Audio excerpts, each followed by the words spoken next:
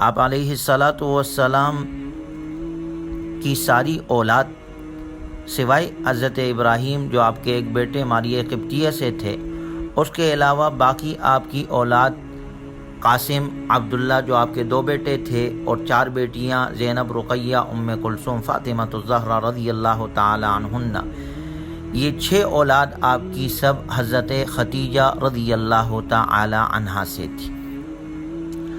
حضور صلی اللہ علیہ وسلم کے شادی کے بعد آپ کی عمر مبارک جو 27 سال ہوئی تو اللہ تبارک و تعالی نے آپ کو بیٹا عطا کی، جن کا نام آپ نے قاسم رکھا، جس کی نسبت سے آپ کو ابو القاسم کنیت آپ کی مشہور ہے۔ عرب میں چونکہ کنیت بڑی قابل فخر سمجھی جاتی تھی، عموماً پہلی اولاد کے نام پر رکھی جاتی تھی، چاہے لڑکا ہو یا لڑکی ہو، تو آپ صلی اللہ علیہ وسلم کی بھی کنیت ابو القاسم کے نام سے مشہور ہے۔ یا صلی اللہ علیہ وسلم کی سب سے پہلی اولاد ہے، سب سے پہلا بیٹا قاسم پیدا ہوا، اور یہ چند عرصے ہی زندہ رہے، اس کے بعد بچپن ہی میں یہ انتقال کر گئے۔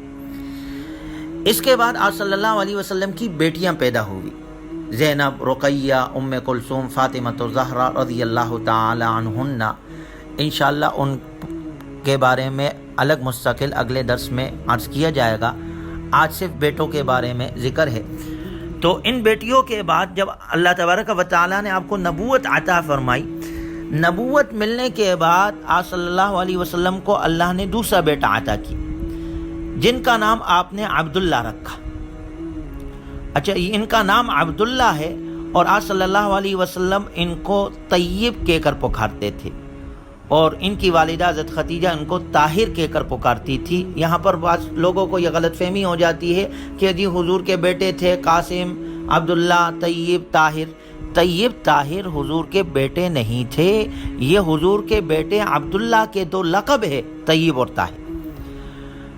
تو حضرت عبداللہ پیدا ہوئے، اور یہ بھی نبوت کے بعد ان کی ولادت ہوئی، اور ولادت ہونے کے بعد بچپن ہی میں یہ انتقال کر گئے۔ جب یہ انتقال کر گئے تو دشمن رسول عاص بن وائل نے جب یہ خبر سنی تو کعبۃ اللہ میں بنی قریش کے محفلوں میں جا کر اس نے خوشی سے اعلان کیا کہ محمد ابتر ہو گئے، نعوذ باللہ آپ کی گستاخی کی۔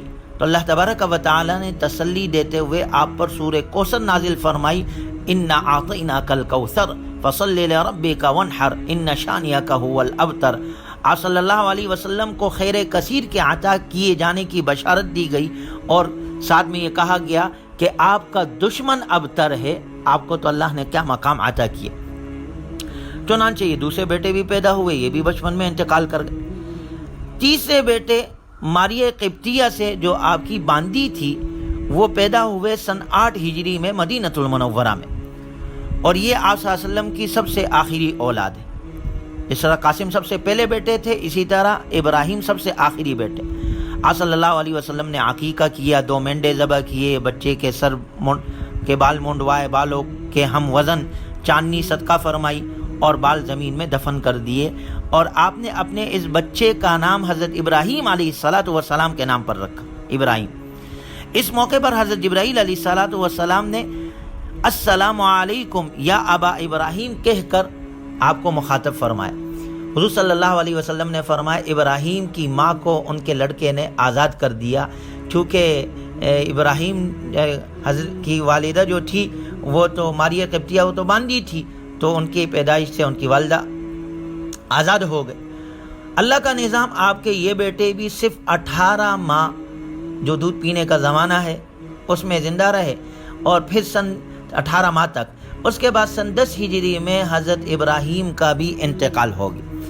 اچھا، جس دن حضرت ابراہیم کا انتقال ہوا، اتفاق سے اسی دن سورج گرہن بھی ہوا، اور عرب میں یہ عقیدہ تھا کہ جب کوئی بڑا شخص مرتا ہے تو سورج گرہن ہو جاتا ہے۔ تو آپ صلی اللہ علیہ وسلم نے اس عقیدہ فاسدہ کے رد کرنے کے لیے خطبہ دیا کہ چاند اور سورج اللہ کی نشانیاں ہیں، کسی کے مرنے یا جینے سے ان کو گرہن نہیں لگتا۔ اللہ تعالیٰ اپنے بندوں کو ڈراتا ہے کہ جب ایسا دیکھو تو نماز پڑھو اور دعا کرو اور صدقہ کرو۔ تو آپ صلی اللہ علیہ وسلم کو اللہ نے یہ 3 بیٹے عطا کیے، قاسم جو 27 سال کی عمر میں اللہ نے آپ کو عطا کیا، لیکن بچپن میں ہی ان کا انتقال ہوا۔ دوسرا بیٹا عبداللہ نبوت ملنے کے بعد اللہ نے آپ کو عطا کیا، ان کا بھی بچپن میں انتقال ہوگا۔ تیسرا بیٹا سن 8 ہجری میں ہجرت کے بعد اللہ نے آپ کو عطا کیا، ان کا بھی انتقال 18 ماہ کے بعد ہو گیا۔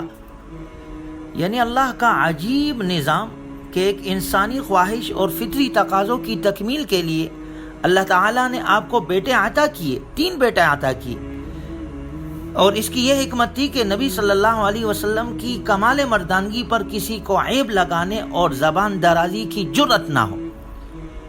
لیکن پھر کم عمری میں تینوں کو ہی واپس لے لیا، تینوں کا انتقال بچپن ہی میں ہو گیا، تاکہ آپ صلی اللہ علیہ وسلم کی ذات اقدس ان لوگوں کے لیے اطمینان قلب اور حصول صبر کا وسیلہ بن جائے جنہیں اللہ نے بیٹے عطا نہیں کیے یا عطا کر کے واپس لے لی۔